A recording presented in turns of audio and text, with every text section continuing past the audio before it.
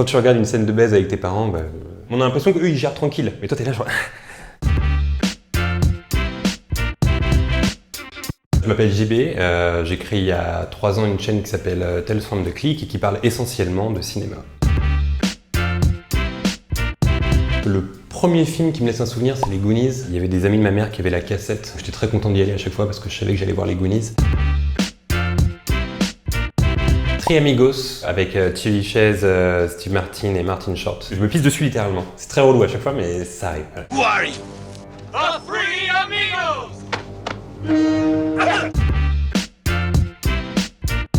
Dès qu'il y a Tom Hanks dans un film, tu pleures, en théorie. Je me souviens quand j'avais vu Captain Phillips, je m'étais dit bon, là je vais y aller, je vais pas pleurer. Mais à la fin, quand il écrit son petit papier là dans le bateau, tu chiales quoi. Même là en parlant, j'ai envie de chialer encore. Forrest Gump, il devrait pas y avoir de suite à ce film. Il avait failli y avoir une suite réalisée par Zemeckis. Le scénario avait été déjà écrit, dans lequel Forrest Gump aurait rencontré Tom Hanks, dans lequel il aurait dirigé Coca, plein d'aventures comme ça. Mais je trouve ça très cool que les films soient uniques comme Forrest Gump.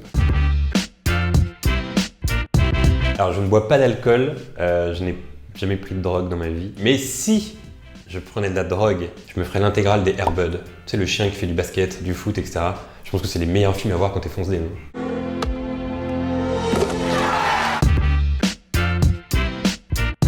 Je dirais les films de Rainer Fassbinder. Dans l'optique de baiser juste après, c'est pas une bonne idée.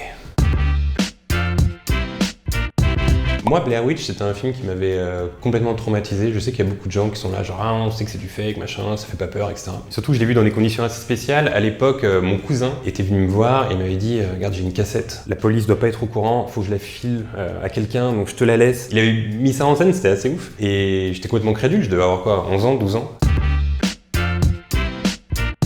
Le premier titre qui me vient à l'esprit, c'est Armageddon. Je sais qu'il y a beaucoup de gens qui n'aiment pas Armageddon, mais moi, il y a un truc assumé qui me plaît dans ce film. Les Américains au ralenti, les boules de feu, les météorites, tout ça, puis Aerosmith en fond. Il y a vraiment un truc où ils se sont dit, ok, on met toute la thune qu'on a et puis on voit ce que ça donne.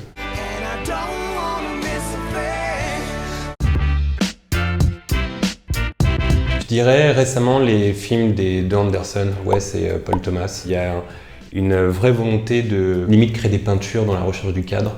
Je trouve ça magnifique. The police are here. Tell them I'll be right down. Prometheus, moi j'adore ce film, j'ai le sentiment que tout le monde chie sur ce film. Je l'aime parce qu'on sent la patte de Ridley Scott et qu'aujourd'hui dans le paysage SF actuel, il n'y a pas grand chose de bien qui se fait. Il y avait eu les Interstellar, mais là ça commence à remonter. Un film que beaucoup de gens aiment, qui est Clou d'Atlas. Moi ça m'a pas touché, je suis parti avant la fin, mais il y a des chances que je le revoie pour revoir mon jugement. Je me souviens avoir vu Predator 2 quand j'étais petit, un film assez violent pour un enfant de 8 ans. C'était une super expérience ciné, ça m'avait pas mal traumatisé et j'ai adoré ce film.